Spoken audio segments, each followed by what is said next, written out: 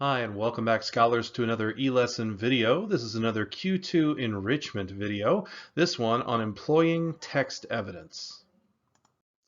So when performing any kind of an analysis on a text, whether it's the rhetorical analysis on the Q2, or whether you're analyzing a poem or analyzing a piece of prose like you would in AP Lit, you must always provide examples of what the heck it is that you're talking about. And this comes in the form of text evidence, which is just specific things that the text says that you're interpreting.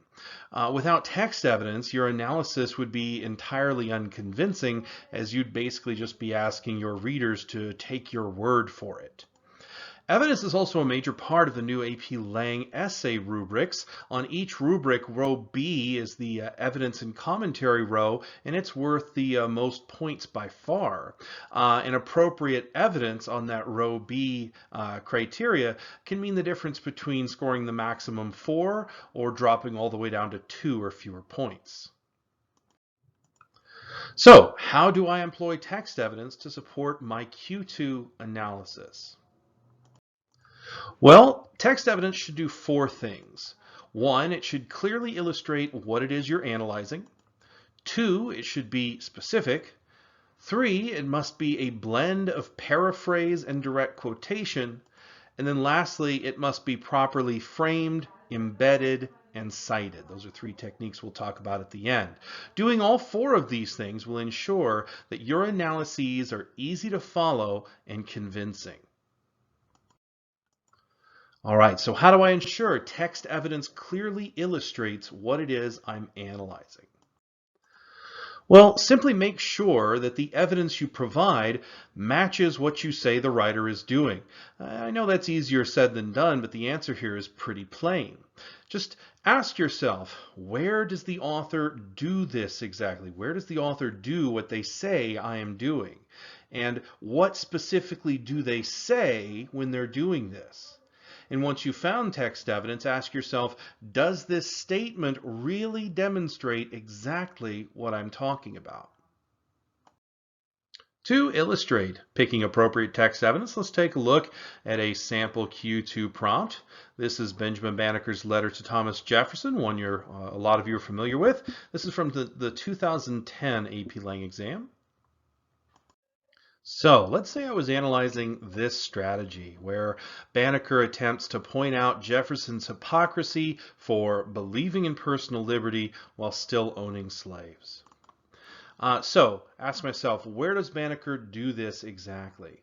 Looking back through the text, I see that he really starts doing this in the middle of paragraph 3. Before this, he kind of builds up to it, but he never really makes the accusation of hypocrisy until right there in the middle of paragraph 3.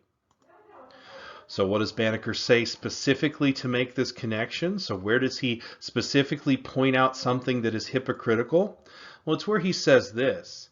How pitiable it is to reflect that although you were so fully convinced of the benevolence of the Father of mankind and of his equal and impartial distribution of those rights and privileges which he had conferred upon them, that you should at the same time counteract his mercies in detaining by fraud and violence so numerous a part of my brethren under groaning captivity and cruel oppression, that you should at that same time be found guilty of that most criminal act which you professedly detested in others with respect to yourselves. Yeah, I know that's where he's making the accusation of hypocrisy, because it's an although this, you were doing this sort of statement. And if you didn't get it the first time, he actually says it twice. And the second time, that you should be found guilty of an act that you profess to be criminal. So that's definitely a statement of an accusation, rather, of hypocrisy. So does this statement demonstrate exactly what it is I'm talking about? Yes, because he lays out this very specific contradiction between Jefferson's beliefs and Jefferson's actions, and that's the definition of hypocrisy. All right, where so many students go wrong when selecting text evidence, they often use text evidence that is only tangentially related to the strategy being analyzed. I know that when I read a lot of essays on that Banneker letter this time around, I had a lot of students talking about the strategies where Banner was pointing out hypocrisy, but pulling evidence from paragraphs 1 and 2, and that's just not there. Also, I'll see students who use evidence from the right place, but cut out the part of the evidence that actually says what the analysis is referring to. And so be careful. When you are paring down your evidence, make sure you're keeping the parts that are actually appropriate to what you're talking about. Lastly, this is a battle that all teachers face with students who just bring in text evidence because they know they have to have it. Really try to understand what the purpose of text evidence is. It's not just a box to check. It is proving that you know what the heck you're talking about. So just bringing in text evidence but then talking about something completely different, that's totally unconvincing. That clearly indicates you don't know what you're talking about.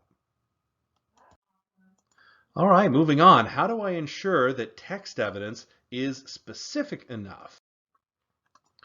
Well, a good rule of thumb is that your text evidence is specific enough when you can put your finger on it in the passage. Yeah, when your finger can actually touch it and cover it up in the passage.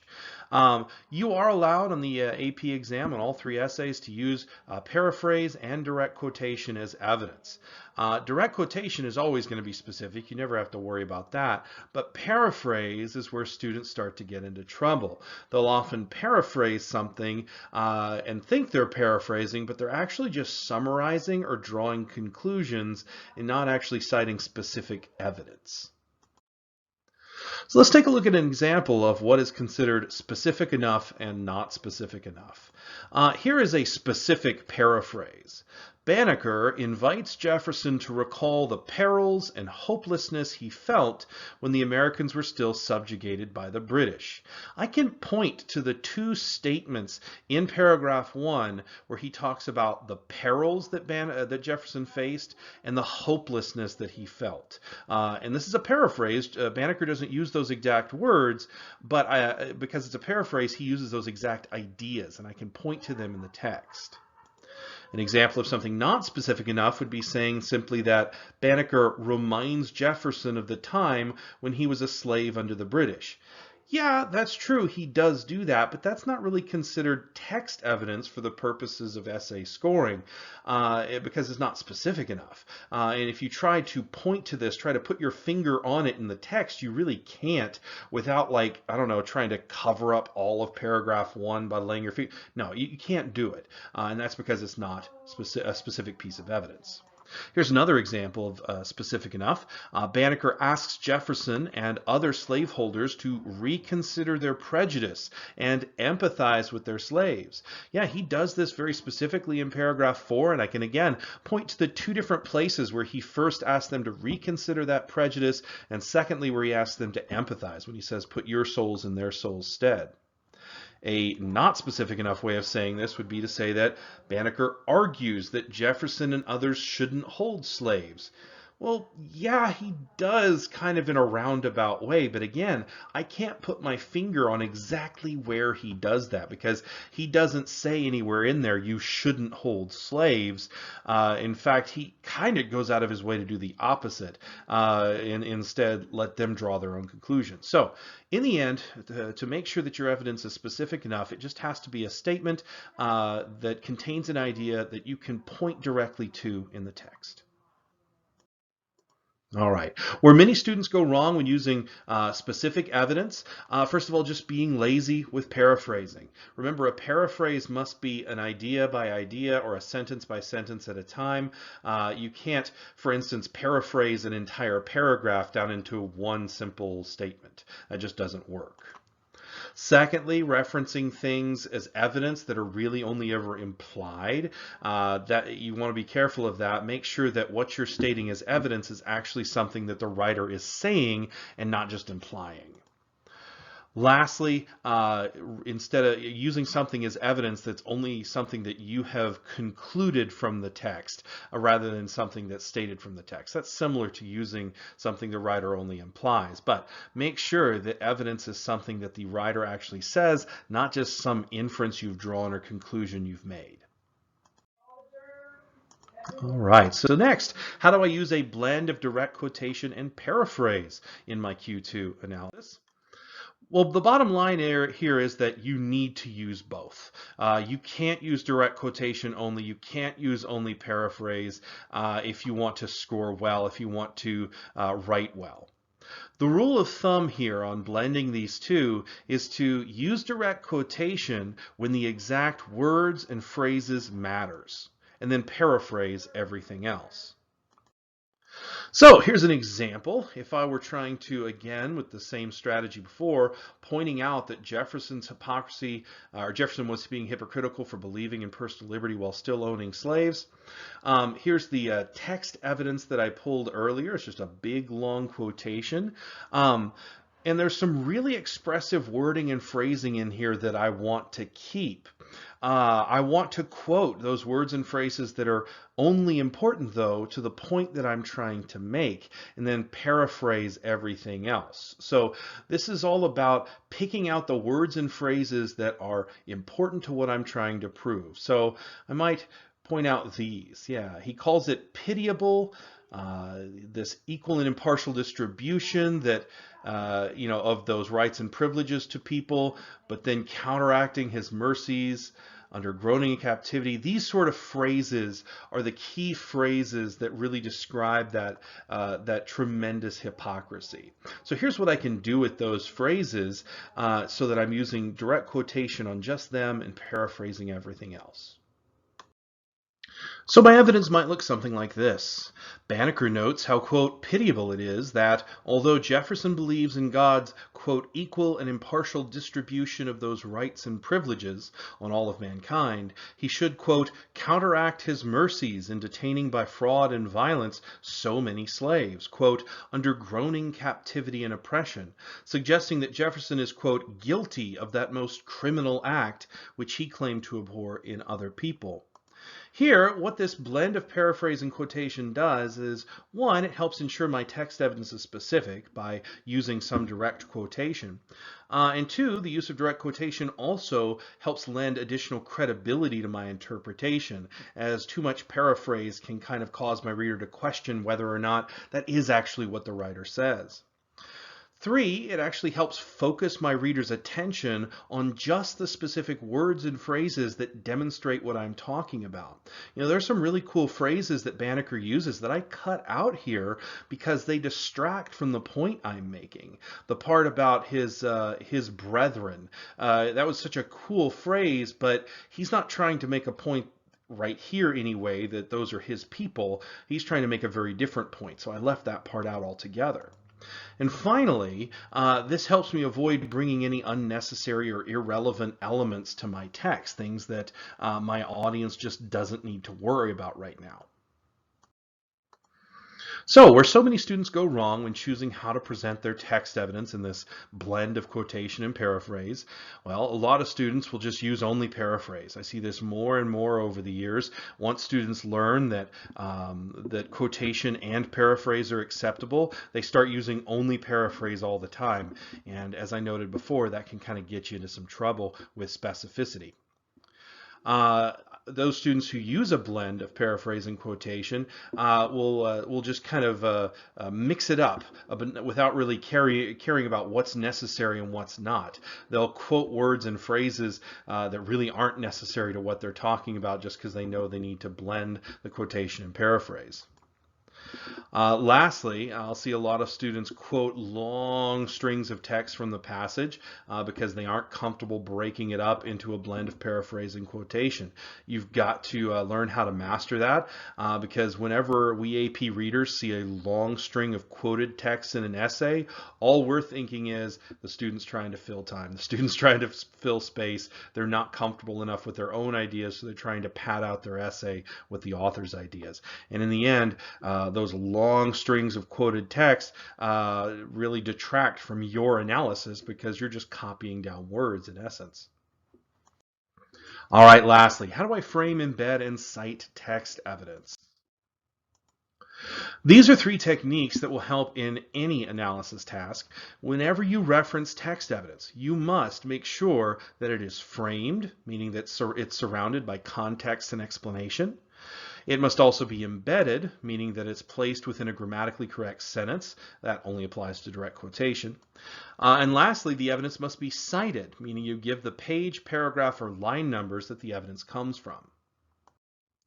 Let's talk about what framing text evidence looks like. So, like a picture frame surrounds a picture, evidence framing should surround evidence. And what I mean by that is this: you want to lead into the evidence by giving it context, that is, explaining what the writer's talking about when they say the thing that they say, and then follow up the evidence by explaining what the writer is referring to if ambiguous, and also by explaining how the evidence pertains specifically to analysis. In other words, pulling out the ideas from the evidence that are pertinent to the point you're trying to make, so your reader doesn't have to connect all those dots for you.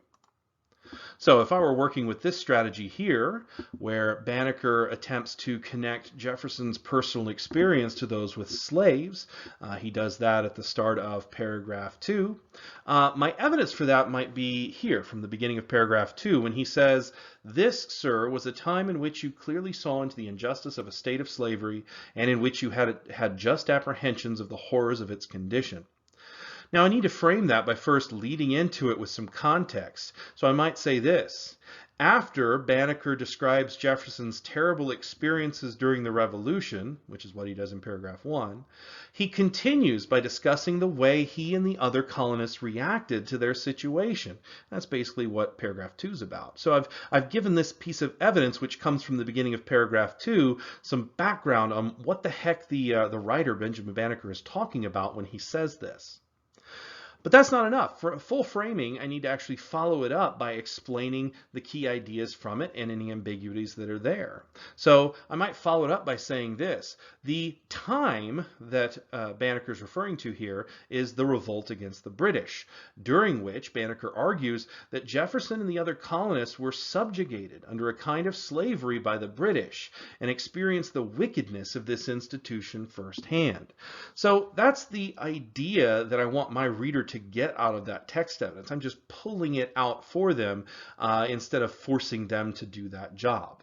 What this does is it helps make my analysis all that more clear to my reader. All right, let's talk about embedding text evidence.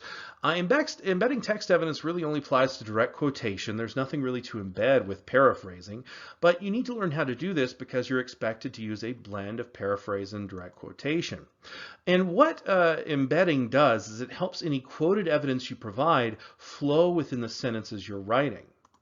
So looking at the same strategy as before and at the same piece of evidence as before, here's an example of how I might embed that piece of evidence, that direct quotation from the text, into my own sentences. Note here how I've kept the same framing as before. I've just changed some of the phrasing around to maximize clarity here. So lead-in statement. After Banneker describes Jefferson's terrible experiences during the Revolution, he continues by discussing the way he and the other colonists reacted to their situation. Now my embedding. Banneker states that during this time, Jefferson, quote, clearly saw into the injustice of a state of slavery, and, I've cut out some parts here to make it grammatically correct, and had just apprehensions of the horrors of its condition. Note how this is a grammatically correct sentence. He clearly saw and clearly had just apprehensions. Yeah, so my subject of this clause, Jefferson, matches up with the two verbs here, and it makes for a grammatically sound sentence. So the stuff I've taken out here with the ellipses, we have to make sure that anything we remove still reads fluidly as a complete sentence. Then I can't forget my follow-up explanation. Here, Banneker argues, notice how I've taken out the explanation of what this time was, and that's because I've explained it in my embedding. Here, Banneker argues that Jefferson and the other colonists were subjugated under a kind of slavery by the British and experienced the wickedness of this institution firsthand. Finally, let's talk about citing text evidence. So when you're pulling evidence from a long text, you want to cite the page numbers that the evidence comes from. In a short text, you want to cite paragraph numbers. If you're citing evidence from a poem or you're citing evidence from a text that actually gives you line numbers, always use those line numbers.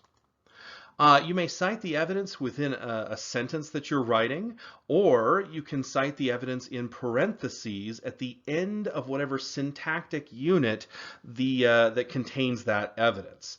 That's called parenthetical citation. All right, so looking at the same strategy here and at the exact same statement of evidence as I had in the last example, all I've done is add in my citation.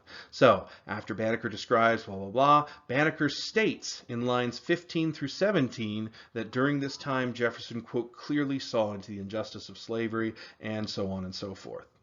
I could have also done this. Yeah, I could have also have done this, how Banneker states that during this time Jefferson clearly saw into the injustice of a state of slavery and had just apprehensions of the horrors of its condition, in parentheses lines 15 through 17. That's called parenthetical citation, and that works just as fine as the in-sentence citation I showed you previously. The trick here is you always want to put your parenthetical citation 1 within the sentence. That means the ending punctuation always goes after the parenthetical citation. And 2, the citation should always come at the end of the syntactic unit that the evidence is contained within. Here, my entire sentence contains that evidence, so I put it here before the end of the sentence. However, if you were writing a complex or a compound sentence and evidence was contained just in one of those clauses, you would need to put the parenthetical citation at the end of the appropriate clause, not necessarily at the end of the sentence. So, where so many students go wrong when formatting their evidence, one, I'll see this a lot, just dropping a direct quotation in without giving me any context as to what the heck the writer's talking about. 2, letting evidence speak for itself without any follow-up explanation. Remember, it's your job as the person doing the analysis to explain to me what an author is doing. If you just drop evidence in there and don't follow it up by explaining what the heck I'm supposed to get out of it, how do you know I'm drawing the right conclusions? I see this a lot, not following syntax and grammar rules when using quotations. Incorporating quotations doesn't mean that you're excused from using the rules of English syntax. It still has to make a proper sentence. And then lastly, forgetting citations with paraphrased evidence. Yes, when you paraphrase your evidence, you still have to cite the line numbers. Using paraphrases does not excuse you from citing your evidence. This is also a technique that can help make sure that your evidence is specific enough, because if you're unable to cite the line numbers, then maybe your evidence isn't specific enough because you can't point to it with your finger. So to recap, all text evidence in a Q2 should clearly illustrate what it is you're analyzing. It should be specific. It should be a blend of paraphrase and direct quotation, and it should be properly framed, embedded, and cited. All right, scholars, that was a long video, had a lot to cover because there's a lot of little rules and techniques that you need to understand when employing text evidence, and because text evidence is such a huge part of the scoring guidelines now on the Q2, it's essential that you get it right. All right, as always, if you have any questions, please don't hesitate to contact me, and I'll see you when I see you.